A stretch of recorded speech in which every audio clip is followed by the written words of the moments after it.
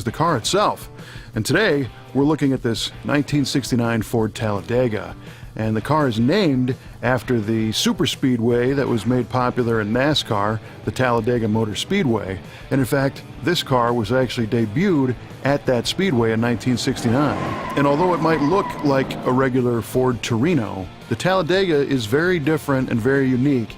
It's basically built off the Torino platform, but there was a handful of modifications done to the Talladega to improve the car's aerodynamics. The NASCAR rulebook dictated that the cars on the speedway had to have the same DNA as the cars that you could buy at your local dealership.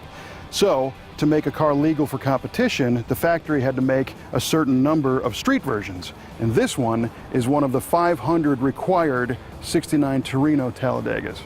At this point in the history of NASCAR, they were really starting to learn about the advantages of making the cars slipperier in the wind.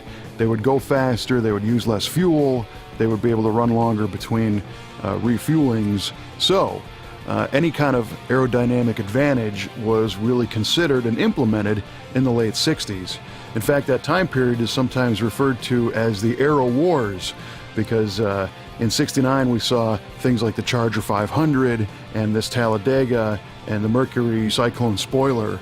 And by 1970 we saw the Hemi wing cars and the Daytonas and the Superbirds, which really were using aerodynamics as much as possible. But in the case of all these cars, to be legal to compete in NASCAR, there had to be a street-going version that resembled the race car.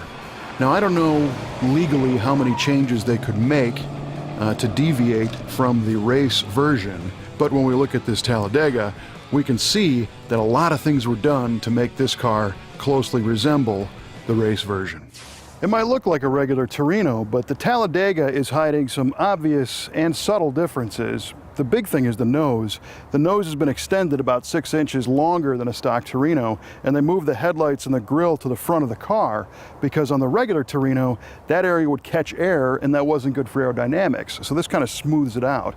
A subtle difference is that the bumper on the front of this car is actually the same one you find on the back, which is pretty weird. I don't know of any other car that you can interchange the front and rear bumpers.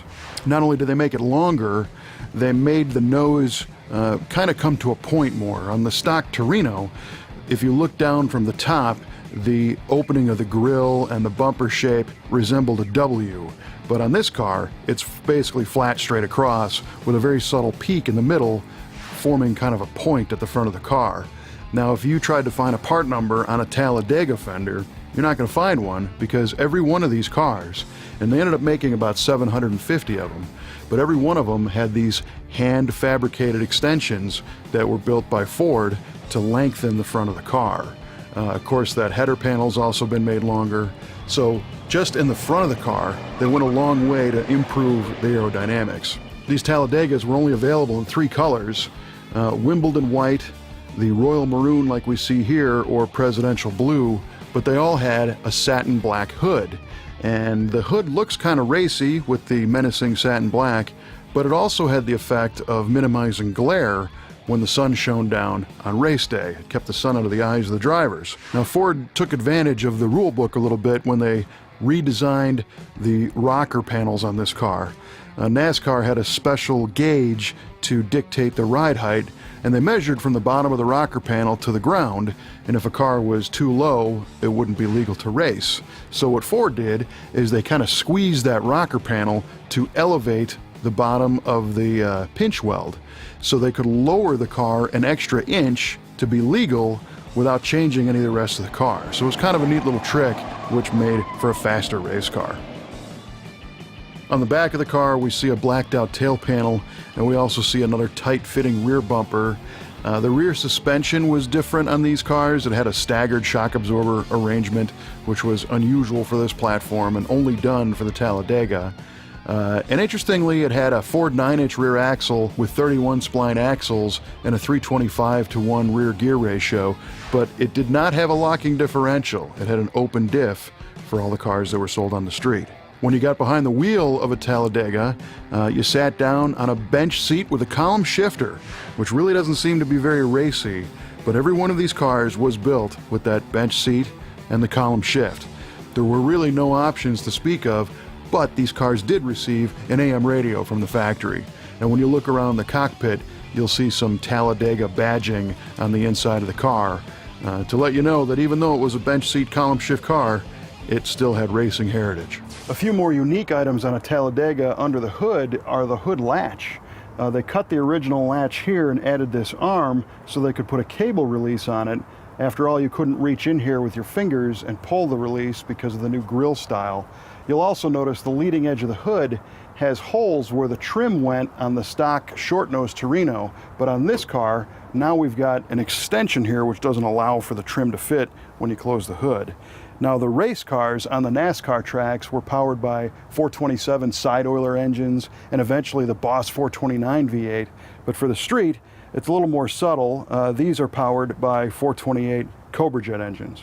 And this is a non-ram air version like you saw in the Mustang, but it still made 335 horsepower at 5,200 RPM, which was, you know, like all the muscle cars, rumored to be rated a little bit less than its actual output. It was a 10.6-to-1 compression ratio engine, had lots of good parts inside. Another unique feature is the engine oil cooler and power steering cooler, both Cobra jet pieces mounted behind the grille with the high pressure lines that go back to the side of the engine. This particular car is in really, really amazing condition. It's been restored. This is the 76th car built of the 750. It's one of 258 made in the color scheme, and it was sold new in May of 1969 at Pueblo Ford in Tucson, Arizona. And this particular car was built on January 24th of 1969 at the Atlanta Ford manufacturing plant. So the history is very, very well known on this particular car, and although it might not be as recognizable as, say, a Dodge Daytona Hemi wing car, it certainly has a strong piece of NASCAR history, as these things proved to be very successful in the 1969 NASCAR season.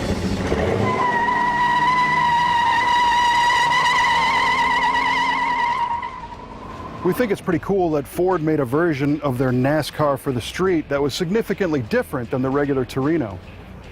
I don't know if today's auto manufacturers made a special race car version for the street. Would you buy one?